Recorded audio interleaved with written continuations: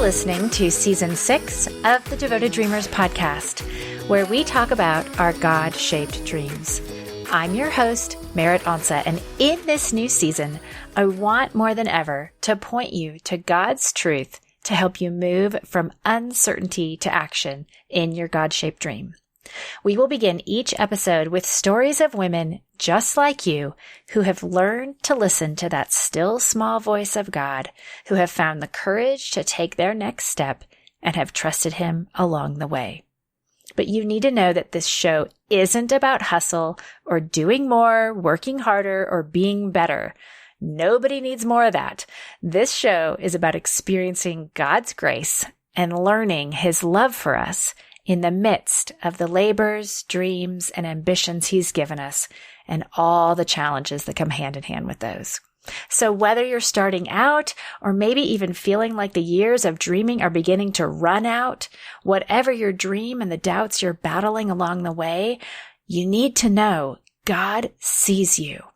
And there's a beautiful passage in Ephesians 1 that I keep coming back to, where our gracious Father reminds you that you were created and chosen for a purpose, in order that you might live for the praise of His glory.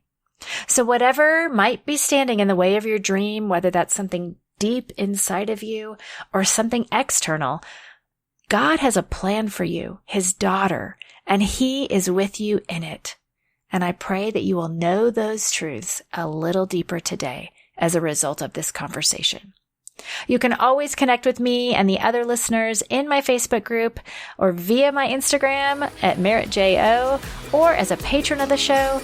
Everything you need to know, including the show notes, can be found on my website at merrittonsa.com. And now, here's today's episode.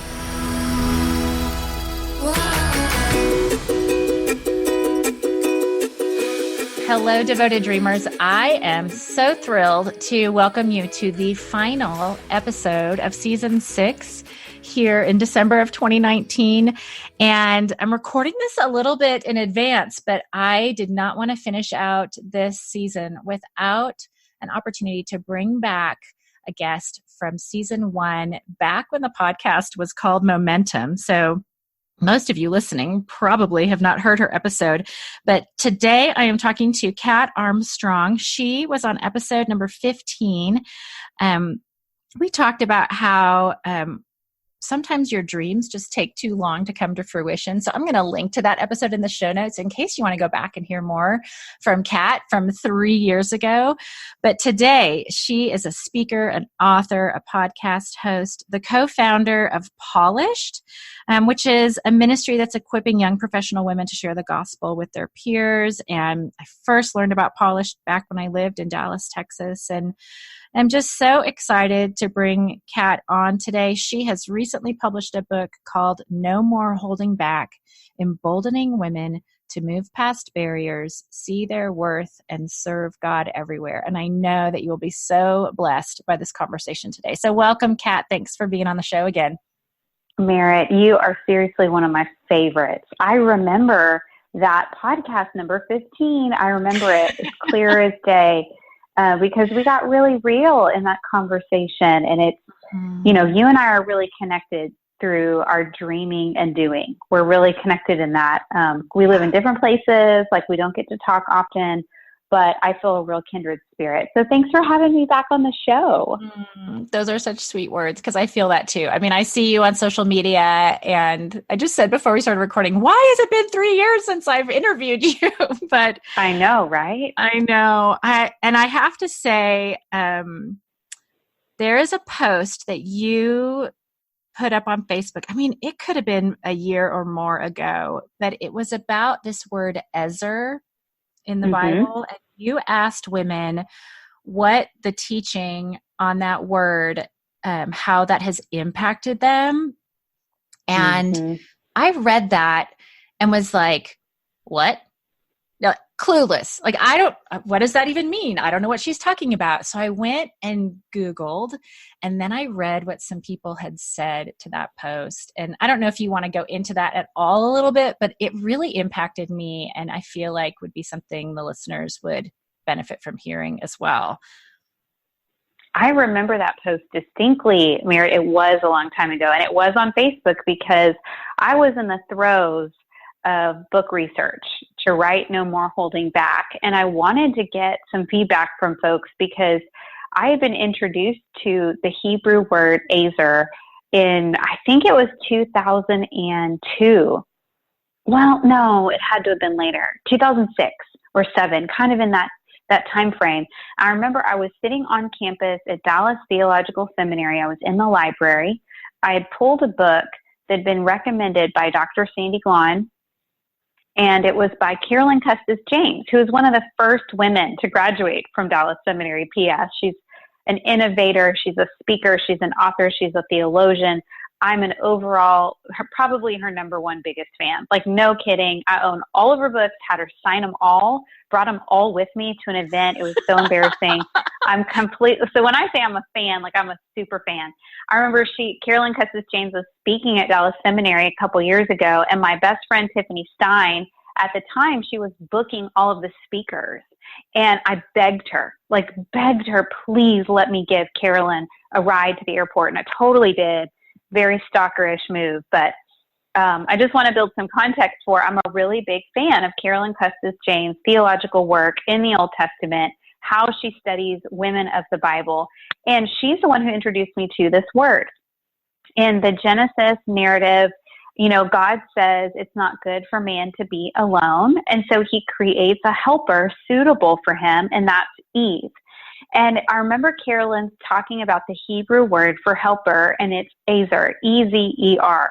And then she went on to say that she studied that word in the Old Testament, and it comes up 21 times in the Old Testament. 16 of the 21 times it refers to God himself. God is the helper.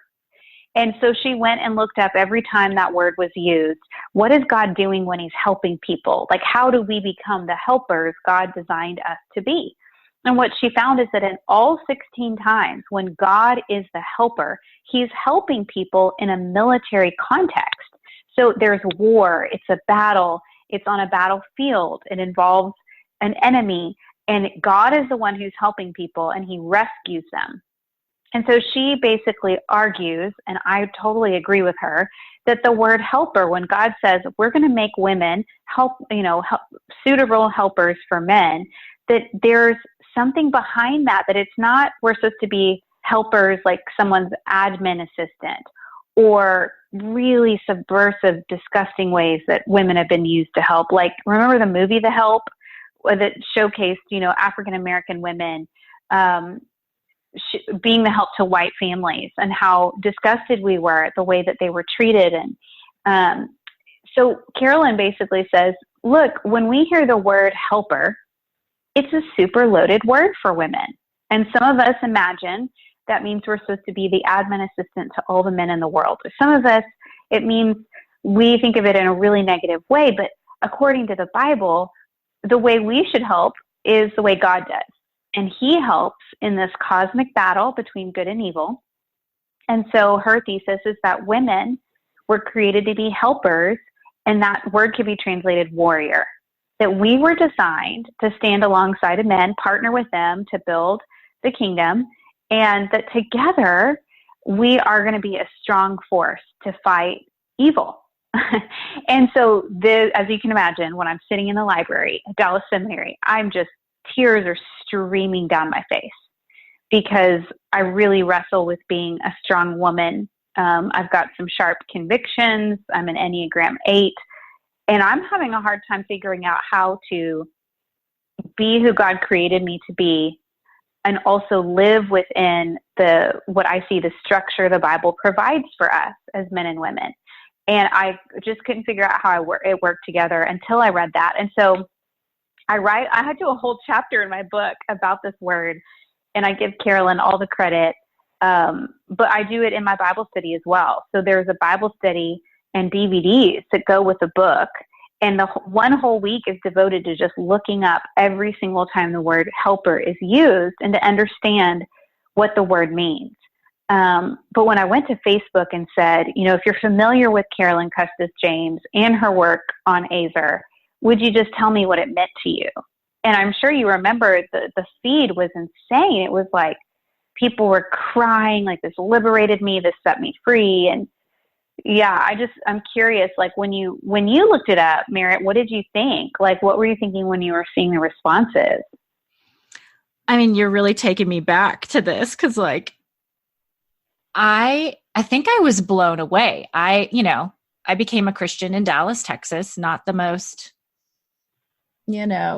liberal place. No.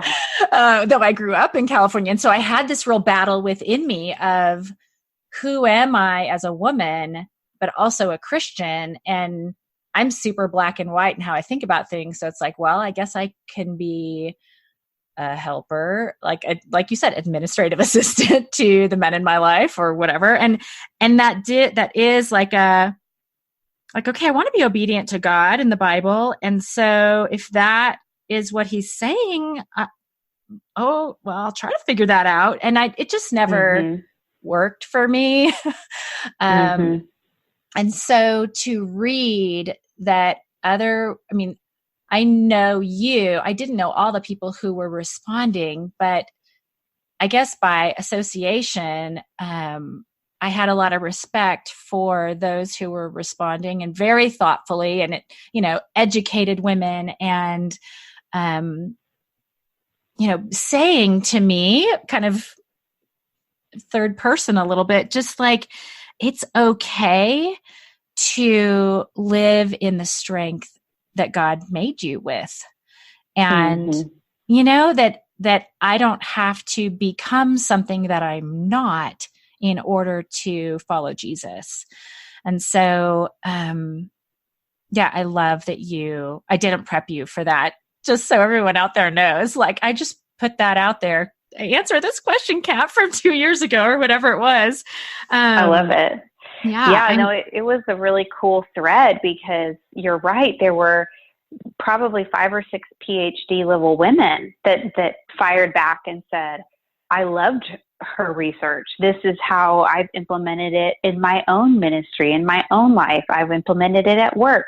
We had licensed professional counselors saying, I bring this up to many of my clients who are wrestling as strong women, or it doesn't even have to be strong, not like strong personality, just women who maybe feel a little bit self-confident in where God's leading them. Doesn't mean that the imposter syndrome isn't there, but that we feel purposed. And that doesn't even mean in the workplace. That can mean as a mom. It can mean as a widow, anything like that. But there were lots of women, different ages, stages, that all responded to that. And I think Carolyn Custis James' research just really hit a nerve. And I love that it's so grounded in the scriptures. Like, it wasn't sociological, cultural context. It was just, where was this word used? What did it mean? So I really grabbed a hold of that. I love that word. It's on my keychain. Well, and I love it when there's people who are smarter than me, who have, they've actually studied the original language, because if I were to go look into it, it's like, well, I could make it whatever I want to, just in my own sinful nature. But to have somebody who says, oh no, I have done the work to come to this conclusion. And the Holy Spirit living in you, like, I would hope that if that was totally wrong, that the Spirit would be like, nope. But I'm going to trust that and believe that God would not call me to administrative assistant. Nothing wrong with that. But that if my heart is wrestling with this and longing to understand, okay, I believe God created me for a reason, and what would that be? And that it is not to cower and hide.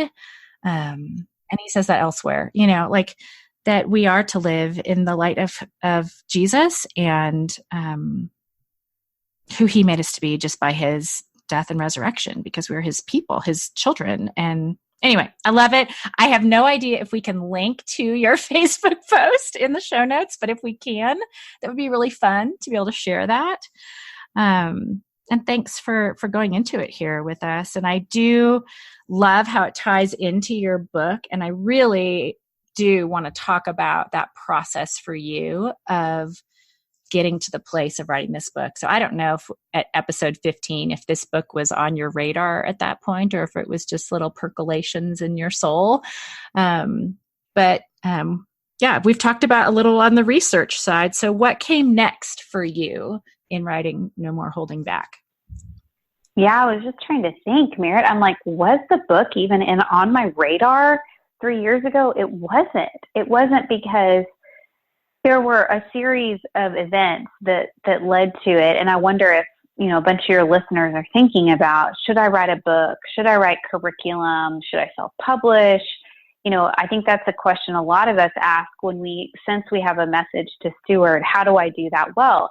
Do I start a podcast? Do I start a ministry? And we talked a little bit about that on my episode in 15, just how Polished came to be this national organization now that I co-founded 11 years ago, and how we decided, is this what we're supposed to do? So I think we're all trying to figure that out, but the book wasn't even on my radar then. It was three really distinct things happen. One, I remember being at a Campwell event. My friend Jen Jett hosts this amazing boutique conference for dreamers and doers. And I was there, and I was scheduled to speak, and I delivered a sermon, and Jenny Allen happened to be there that day. And she pulled me aside afterwards. We didn't know each other at all. We knew of each other. And she came over and she just said, "What?" And only Jenny Allen can do this. Okay. She's got like these prophetic leanings where she calls things out of people, and it's beautiful. But she said, "Why are you hiding?" And I said, and we had no intro, no chit chat, no small talk at all. She comes to me and says, "Kat, why are you hiding?" And I said, "Jenny, because it is safe here. It is safe here, hiding." And she said, "I want to hear more from you. Your voice is really important for our generation. And I don't know why I haven't heard more from you yet." And I said, "Because it's safe here." I just kept saying that. And so I had some time to process after that event. Wow, am I hiding any gifts that God's given me? And what a strange interaction to have. And months later, I heard from my other friend, Sharon Miller. She just published The Nice Book. She's also got another book that was incredible, and she used to write for Christianity Today. And we had a friendship, and I remember one of the conversations she said, "Why aren't you stewarding this message that God's given you to embolden women?" I said, "Well, I am stewarding it. I mean, I'm leading Polished. I preach all over the place.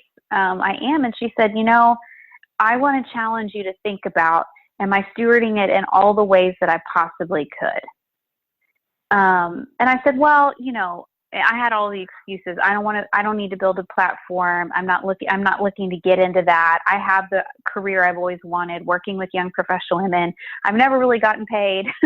It's not about money, follower, any of that." And she said, "I just want to push back one more time and say, I think you should be stewarding this message and thoughtfully consider, are you doing that?" And at the time I was like, yes. And then the Holy Spirit kind of connected my conversation with Jenny, my conversation with Sharon. And then the tipping point, Merritt, was my father passing away 2 years ago.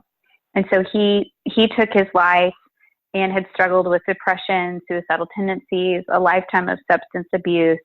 And I think when any kind of trauma, tragedy happens in life, you get really introspective. Is my life the way I want it? Life is short. Am I the spouse I want to be? Am I the mother I want to be? So I got really introspective, and part of that led me back to that conversation with Jenny Allen, the conversation with Sharon Miller. And so I put together a book proposal, and I'll tell you, people reach out all the time, like, "How'd you do it? How'd you do it?" I Googled it. None of my author friends sent me like some sort of template until I had put something initially together. And then I did send it to them saying, "Is this kind of what I should be doing?" And they're like, "Yes." But I Googled how to put together a book proposal, and I just started. And then I Googled how to find a literary agent. I just Googled it all. And thankfully, I did have people in the industry that I could reach out to and say, "Hey, I just read this article about how to find an agent." and I'm thinking about reaching out to so-and-so. Before I do, is there any reason I shouldn't? Because I know you've worked with them. And, but yeah, that kind of answers your question about, was it even on my radar? No, but that's how I ended up writing a book. I love it. And so, you mentioned to me in an email, just kind of this doing it afraid. And clearly, as you've had kind of these two, we'll say, gentle confrontations, Mm-hmm. talk about what that was like to step forward out of the safe place and do it afraid. I'm still doing it afraid every single day. Getting on this podcast, even, we're friends. I've got a lot of trust in you. I'm confident in the message I'm giving today. And still, I felt trepidation about, oh, Lord, I hope I say the right thing and don't mess up my words. And so doing it afraid is kind of like my life theme.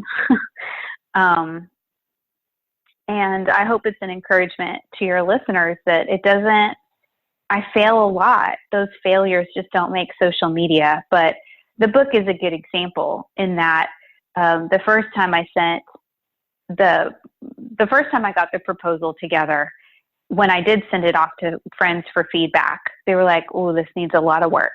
And that was the first injury to my ego of, oh, well, I followed the template I found on Google. And so the second was reaching out to agents and pitching myself and saying, I'm interested in maybe writing a book, and here's my book proposal. And the first person to email me back, he said, I would love to work with you, but no one will read this book. And then at the end of the email, he said, if I've injured you emotionally, don't take it personally. I tend to just be really blunt. Wow. And I kept that email. Yeah. I was like, oh my word, what in the world is this industry? And he really thought he was giving me a compliment. I want to work with you. I see potential, but no one will read this message.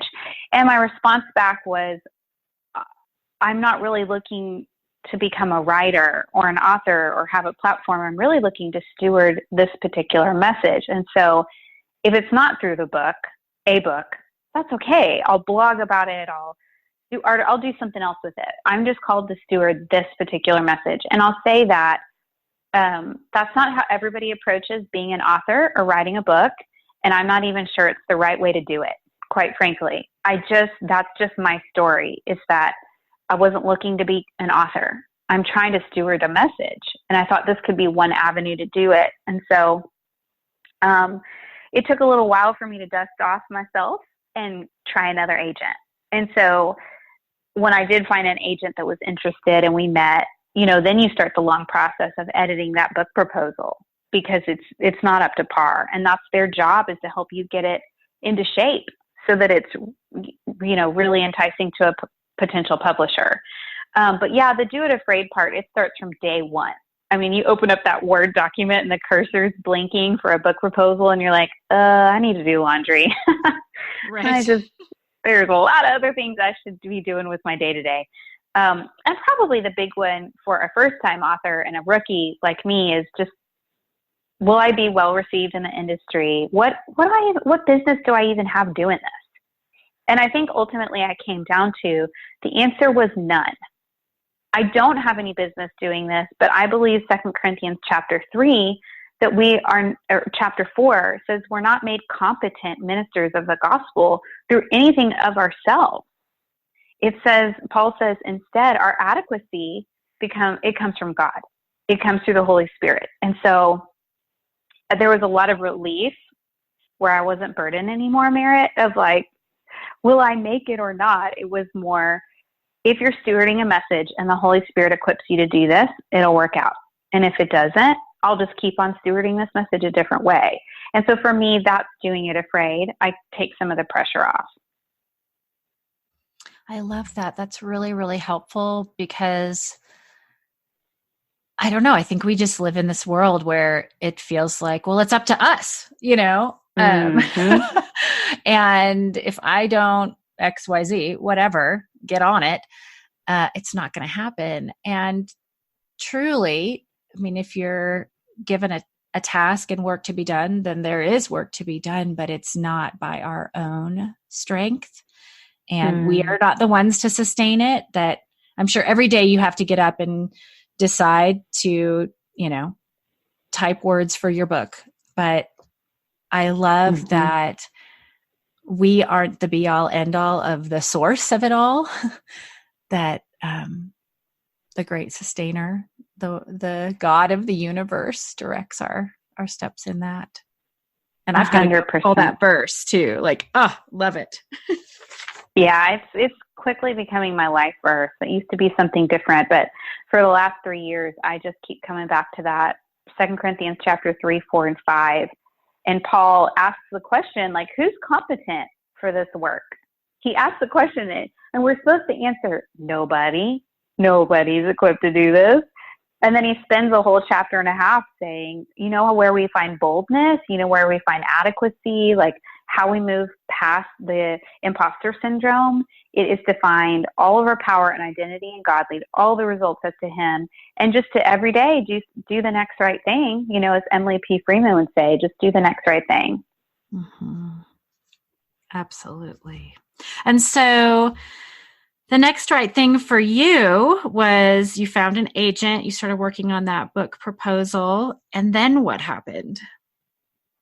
So then the agent, their job is they already have relationships in the industry with publishing houses. And so their job is to get your proposal in front of them and to pitch you. And once they do, you get potentially, if you get interest in an offer, they usually want to interview you. And I didn't know that makes total sense. It is like a job interview. They want to hear your heart and your passion. They want to hear you talk about the book, not just read what you had to say about your idea.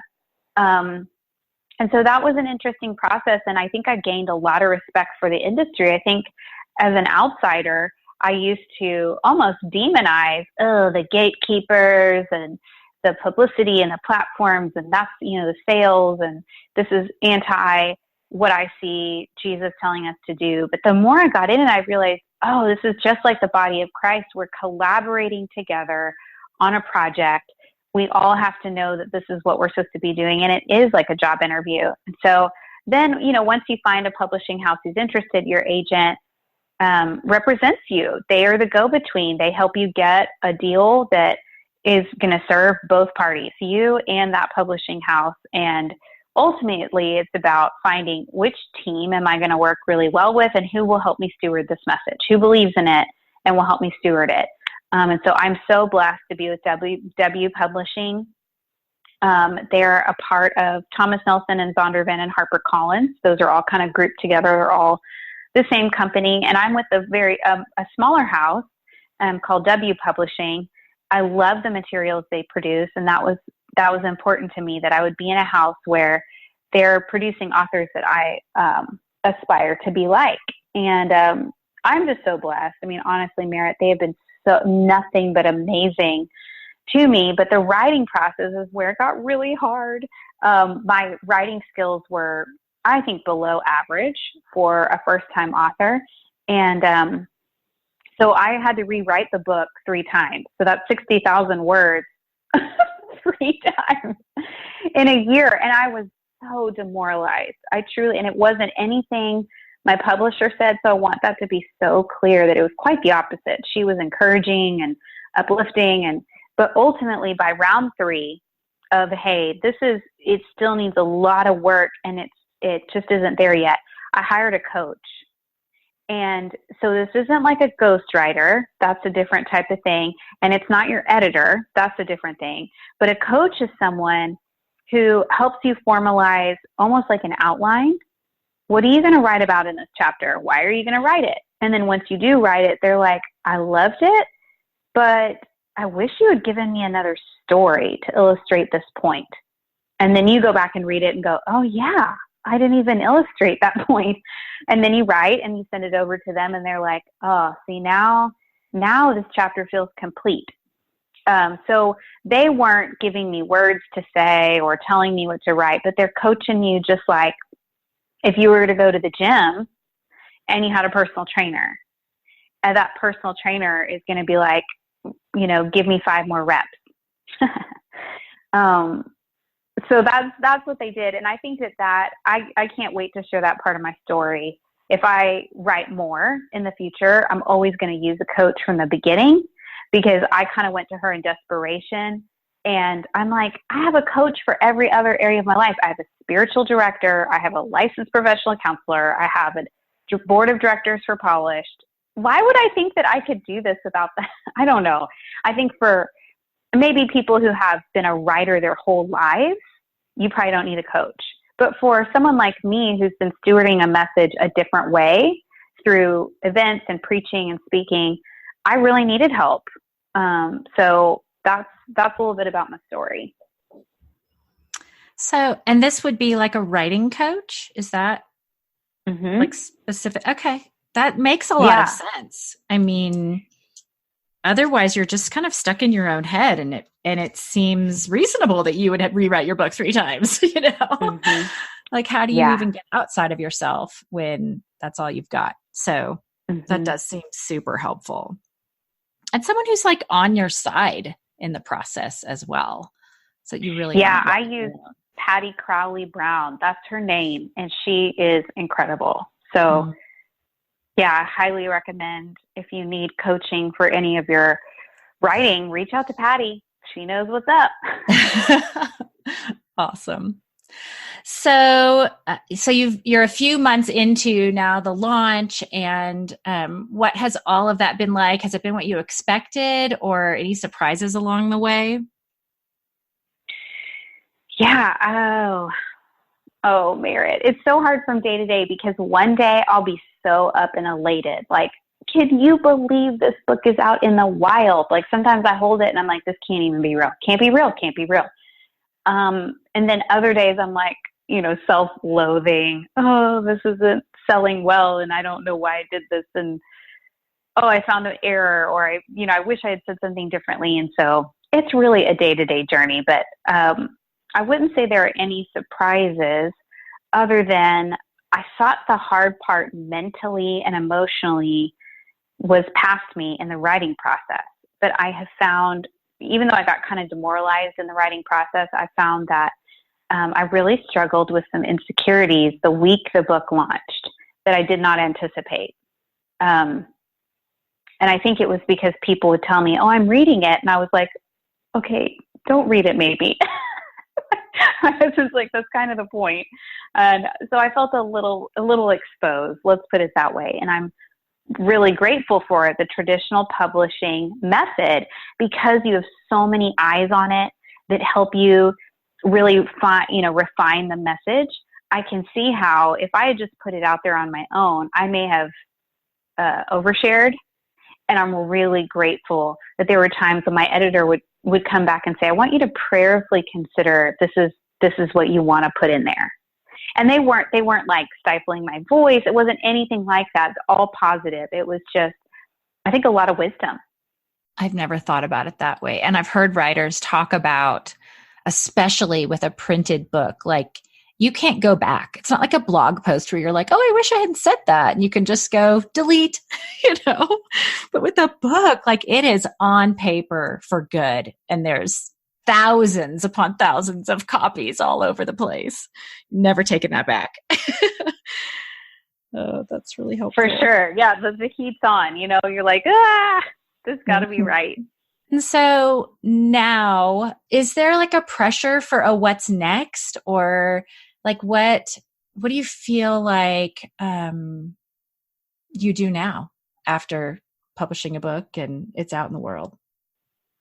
Yeah, I mean, I think I've had to just go back to that phrase that Sharon Miller used with me so many times. It's been like an anchor to my soul, and I know that that's Jesus. I know that he's the one that just keeps whispering to me, steward the message. So now that the book's out, you can get really caught up in, is it selling? Are people reading it? Do they like it? Do they hate it? Are people blowing me up on the internet and, shredding me?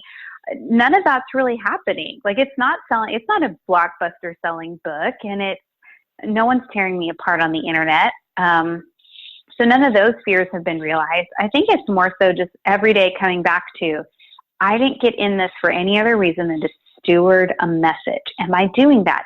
that's changed how I've been marketing the book and the book launch. And so everything I'm doing is motivated by, will this help people? And will this help them understand the core message?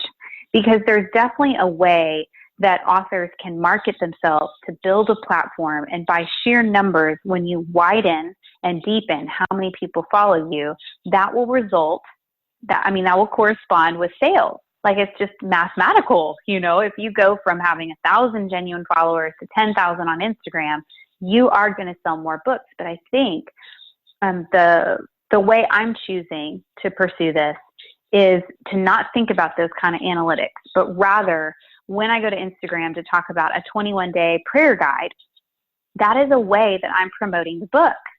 But it felt really genuine to me because I did sit down and write 21 days of prayer about this book and how the messages in the book come from Scripture and how we could pray to the Holy Spirit to help us realize these, like them to become reality. And so I'm praying right now, Merritt, just that I keep that for any career I might have in writing, where everything I do is motivated by, will this help people, as opposed to, will this get clicks? And that's a hard line because, like, part of stewarding the messages is making sure people hear about it. But I think there's a fear there. Could I lose myself? Could I lose my grounding? And I hope not. So I'm counting on people like you and my friends to say, hey, I just feel like this is a departure from who I know you to be and your character. And this felt weird on social media, or if this felt weird in your emails or whatever. And then there's the flip side of, you don't want to be judged, but you also, like, this is part of my job now, is to steward this message. So yeah, there's all that wrapped up into it. And I'm starting to work on book number 2. And probably the biggest fear that I'm challenged with is, do I have anything else to say? I think I do. I'm deep in research, loving what I'm reading in the Bible, and can't wait to teach people what I'm learning. But there's definitely a feeling of like, will I ever have anything else to say? And that's where you go back to Paul's words. Yeah, pretty much. It's like a cycle. That you're not really competent and you don't really have anything else to say but God and the Holy Spirit. Yeah. Well, that's exciting, though, to hear that there is potentially a book number 2. Very sweet. But before we go there, I would love to give you a moment just to talk about what that message is. I mean, we talked about the Azer. Am I saying that right? Azer. I don't know. I think it's Azer. Okay, Azer. So we talked about that. But if you, I'm giving you a moment to share with the listener what that message is, what you want women to hear from No More Holding Back. Yeah, what I want them to know is that I really struggled with something, and I wonder if they can relate. And if they can relate, my book is for you. I used to gender the Greatest Commandment, and so I want to unpack that. I used to read the Great Commandment, which Jesus mentions in Mark chapter 12, verse 30 through 31, and maybe y'all have heard it. It's to love the Lord your God with all your heart, soul, mind, and strength, and to love one another as you love yourself. And I used to look at heart, soul, mind, and strength, and I gendered it. I divided it. I used to think that loving God with your heart and soul was women's work. And I used to think that loving God with our mind and strength was men's work. And that is not how Jesus prioritized loving him. He wants men and women to be all in for Jesus, all in. And I was really tempering my enthusiasm for Jesus, holding back loving him with some of my spiritual gifts, because I was worried that I was crossing this invisible line between heart and soul and mind and strength. And so I remember journaling one day and looking at the Great Commandment and going, God, thank you for prioritizing, because my life is so full. And there are so many words in this Bible, like, bottom line it for me, Jesus. What do I need to be doing? And, he says it, love him, love God, and do it with your heart, soul, mind, and strength. And I started journaling heart, soul, mind, strength. And I circled heart and soul. And I was like, God, I think I'm more used to doing this. And then I looked at mind and strength, and I was like, I have a mind that I love to use. I have a lot of strength in Jesus, but I do not feel comfortable loving God with mind and strength. I kind of feel like the guys should take care of that. And then I started to do this deep dive of why on earth, as an image bearer of God, would I think it's okay not to love God with all of my mind and strength? And then I remembered this story. I tell it in the intro. I was sitting in a seminary class, and the professor that day asked a question. He said, what do we think about women learning about Jesus? Not leading, no titles, none of that. It was just women learning about Jesus. And I raised my hand. It was like a reflex. I wish I hadn't, but I'm glad I did. But I raised my hand and I was like, I'm afraid. I am scared to learn too much about Jesus because I am a woman. And after I said that, one of my peers, he turned his body to me and he started yelling. He said, just stop. And he said, you can learn too much about Jesus because you're a woman. And when you do, you are a threat to the local church and you are a threat to the institution of marriage. I knew you just like jaw-dropping moment. And of course, the professor defended my honor, silenced that student, gave us a much-needed bathroom break. Like, he really was the hero of the story. But I ran over to the bathroom, and can you believe it? That student followed me to the women's restroom, got one foot in the door, and pried open the door. And he said, I've got one question for you. Why are you even here? And I was bawling, and I said, I'm here for the same reason you are. Like, I'm here to study the Bible. And he left.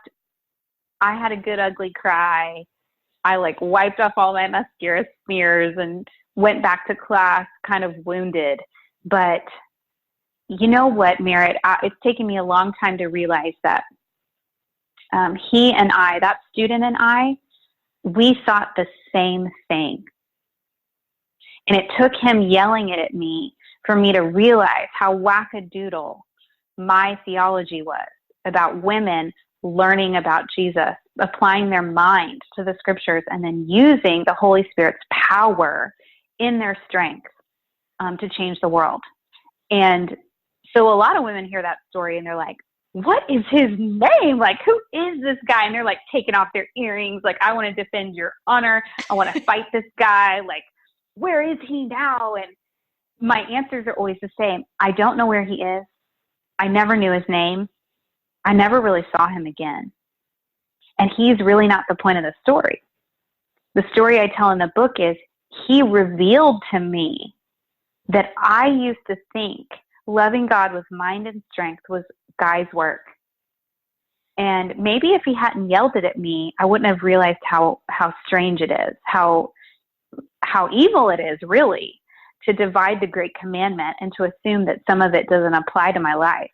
And so I spend the whole book, the first section of the book, I talk about the messages that hold women back from loving God with their all. And so I talk about messages like women can't be trusted to learn and lead, women are easily deceived, women should be in subservient, support roles, marriage will be my greatest joy, motherhood will be my highest calling. I talk through all of these messages that I've heard that kept me from loving God with my all. And then in section 2, I talk about the Great Commandment, and I do a word study of heart, soul, mind, and strength from Genesis to Revelation and what it really looks like to be all in for Jesus. And then I end the book talking about the second Great Commandment, to love God, love others as we love ourselves. And so really the book's about the first and second greatest commandment, but the title is No More Holding Back. And the goal is to embolden women to move past some of these messages that they hear, to find their worth in God, and then to be willing to serve him anywhere he leads them. And as you can tell, I get real fired up about it because there are people who are rallying around this message now that are like, I can relate to this story. Thank you. Thank you for writing the book and for taking the time to kind of unpack that a little bit for us, for going through that dreadful situation in your class. Oh my gosh. But it does sometimes take that like thing or person yelling in your face to realize, oh, Mm-hmm. I need to think about this a little bit more deeply. Mm-hmm. Oh, awesome. Okay. So obviously we can find your book wherever books are sold, but you mentioned also you have a Bible study and DVDs. Am I missing anything that people might want to know about? No, that's it. I'm so hyped about the study guide. The industry really knows that you're more likely to buy a book than you are curriculum. But I am so excited about the curriculum because it gets women into the Word, and it's a 6-week study, so it's perfect for a small group, like a group at church. You could even do it as a whole women's ministry for your church. And I work directly with Church Source. So if people go to a big church and they've got women that gather and need curriculum, I can help them get it through Church Source. Awesome. Okay. So we'll put links to how to get a hold of you and where people can get the book in the show notes. So we're talking here in the fall, but this is going to go live in December. So this is if you're thinking about the new year and, where God has you for 2020, this would be a great Bible study. Small church, big church. That's awesome. So we're about to the end of our time, and I just would love for you to close us out talking about really, as you look at yourself and who you are today compared to 3 years ago, the last time we talked, how would you say that God has changed you in this process? Yeah, I think when you take my father's suicide plus launching a book, there's been a really big 2 major shifts. One took a lot away from my life. And, I talk about my father's struggles and his death to normalize that this is a reality for a lot of people who struggle with depression, substance abuse, mental health, and have suicidal tendencies. And so that took a lot away from me, Merritt, and I won't get it back until God comes back to make a new heaven and a new earth. And so I've got victory in Jesus. I see a counselor. I'm working through my grief. So it's not that. It's just that fundamentally I'm different because that my father was taken from me, and I won't get him back until we're reunited in the new heaven and the new earth. So that's a big seismic shift. And I tell people I have less capacity than I used to. I don't know if I'll ever get that capacity back. So I gained a lot of compassion, and I rounded out some edges in my personhood through that tragedy. But it also took some capacity out of me that 3 years ago, I was wound up tight, ready to do the next big thing. And now I just feel so sustained day to day by God that I'm okay with doing less and less and less, and maybe doing it more thoughtfully, more in a more grounded way. And those sound like new agey words, but for me, it really comes from the scriptures. And then the other seismic shift is gaining this new way to steward my message as an author. And so the two just seem to be on polar opposites of the spectrum. And sometimes it's just how life is. Some of the best things in our life happen when other places in our life are falling apart. And so I felt that really acutely the last 3 years, that, if you didn't know about what was going on in my family or how I've been struggling through grief, you could see one lens of my life and think, wow, things are just going awesome. But we know that's not how anybody's life goes, where it's a combination of highs and lows. Always, for sure. Yeah. Well, friend, thank you so much for being here today, for sharing just some intimate parts of your story. And I just appreciate you, and so grateful to get a chance to talk to you today and reconnect. Well, the work you're doing is so valuable to the kingdom of God. And so thank you for just being a voice for so many women that are listening in. And I love what you're doing, Merritt. If you have ever struggled with figuring out how to steward a dream, this was the episode for you. First, I just love Kat so much and her heart for women. And side note, if you live in Texas or Oklahoma and you've never heard of Polished Ministry, I highly recommend you look it up and learn more about what they're doing to serve and support women who know and love God and those who don't know him yet. I'm so grateful to Kat for returning to the show this year, for sharing so vulnerably about her experiences and what has shaped, grown, and challenged her in the years since we last talked here on the podcast, and then sharing what she's doing to steward this message God's given her to share. So thank you, Kat. I loved having you on. I'm so grateful and appreciate what you brought to the show today. Here are my takeaways that I really don't want you to miss from the interview. And I'm sure you grabbed onto some of these as well. But my first one, number one, is that whole question of how do I steward this?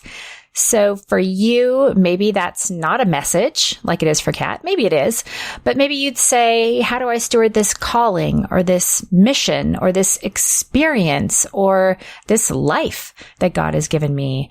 How is God calling you to steward it? And I loved her perspective on how it's not about the sales or the numbers related to her book, but it's about the message. It's about this thing that God has given her and what she's going to do with it. That her focus is there, and that, we're not called to hide what God has given us. And when we stop hiding, when we step out of that, the rest will come and become clear. Okay, takeaway number 2. This was big. Listen to the wisdom of the people in your life, the people who see you and know you. In her case, she said Jenny Allen didn't really know her. But you think about it, and I'm sure she thinks about it, that she might never have written this book or stewarded this message in the way that she is if it wasn't for those 2 women giving her some gentle nudges to look honestly at herself, her role, her message, and then encourage her to act. So it might look different for you also, but my question for you is, do you have people like that in your life? The ones who, when you feel afraid, are going to help knock you out of that mind space and get you going again toward your dream? Do you have people who will speak truth with love and walk alongside you as you do that? And if you don't, what might you do in the coming year to change that? Okay, finally, takeaway number 3, that she's still doing it afraid. And so keep doing it. If that's you, if you're afraid and you don't know what's going to come next and you're not sure if you can handle it, keep going. Kat talked about facing the criticism and the challenges in her writing, but not letting that stop her. Instead, she hired a writing coach. She got the help she needed to keep going. And now she says that she would never do it alone again. So what can you learn by doing it afraid? You learn what you need, right? You learn where you need to grow. And you get to lean into the Lord to give you what you need in that process or to help you find who you need to walk with you through it.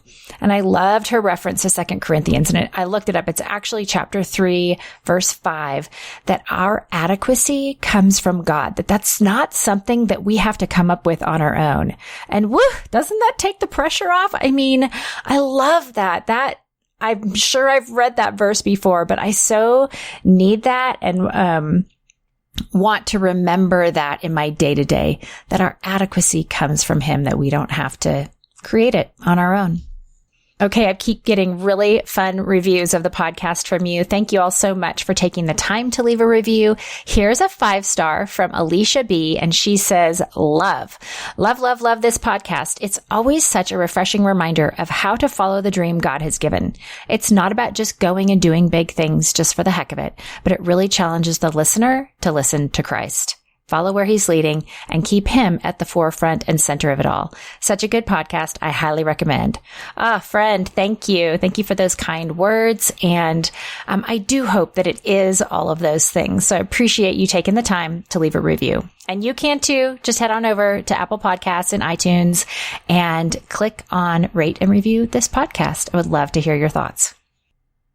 I hear often from listeners who write to me about the impact of these stories on their lives. And on their ability to take the next step toward their dream. I have loved watching you all flourish in pursuing what God has made you for. So continue to tag me in social media.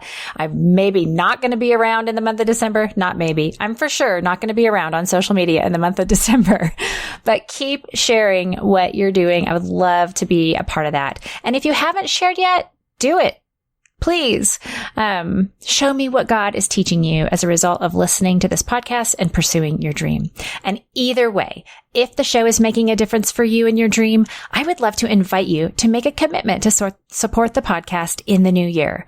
So while this show is always free to you, it's not free to produce, and it's definitely a labor of love, but I cannot tell you what it has meant to me in a season of need for our family, really most of 2019, to have the financial support of listeners to keep Devoted Dreamers on the airwaves. Seriously, God knew that we would need this support when I launched my Patreon page back in January of 2017. I had no idea how much I would need it. So if you already give, thank you. And if you don't and you want to know more, it's so easy. Just go visit patreon.com/Devoted Dreamers podcast. That's patreon.com. Or you can click the support this podcast button in your app or scroll down to the become a patron button in the show description. Seriously, it's so easy. And I really want to, find more ways to reward you for your involvement in 2020. So I'd love to hear what would feel rewarding to you as a patron of the show.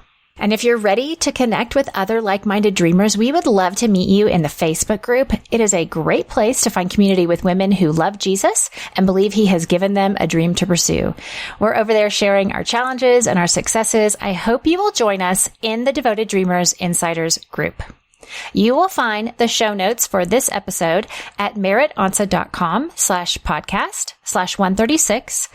That's where you can connect with Kat, find all the ways to reach out to her, and grab a copy of her book, No More Holding Back. Well, friends, this is really it for me for 2019. It's the end of season 6. And I kind of can't believe it. 136 episodes, including 10 solo episodes that'll become an audiobook next year. And little side note, I kept calling it an ebook in the last solo episode I did, but it's an audiobook. Trust me. But the show has reached more than 110,000 downloads and still growing every day. And weekly, if not daily, women are telling me what listening to the podcast has done for their willingness to pursue a dream. I don't know why I never did this before, but I just started a file to hold on to the stories I get from listeners about this. So if you have one, I would seriously love to hear it. So the new year and a new season is just around the bend. It's seriously going to be here before we know it. But as I have reflected on this past year, on 2019, as I've reviewed the listener surveys from last April, I can look back and say we've really tackled the topics of identity and fear and how those relate to our dream. And as I look forward, so many of the guests I'm thinking about and talking to for 2020 have something in common, something I didn't really notice was coming out, but it's a theme, and that is rest. It's letting go of overwhelm and hustle and figuring out what it looks like to do less and to still have a dream. So my prayer for you and for me over the holidays and for the year to come is that we can all really, really focus in on the things that matter, that we can say no to the things that aren't the top 1 or 2 things on the list, and that the Lord will make clear to us what steps we are to take next, knowing that the finish line is with Him in heaven. And we don't know when or how we'll arrive, but let's let go of that idea that there's some sort of finish line here on this earth that we have to arrive at and that we have to hustle towards. In fact, Lord, I just ask right now for everyone listening that you would just help us to pause and take a breath over the holidays, to find space in our heart and our mind and our soul so that we can listen to you and what you have for us in the new year. Merry Christmas, my sweet friends. I pray it is a beautiful season of rest and hope and joy for you and your loved ones. That's it for today. Thank you so much for joining me in this conversation. And wherever you are with your God-shaped dreams, may you have the courage to take one step toward their realization today.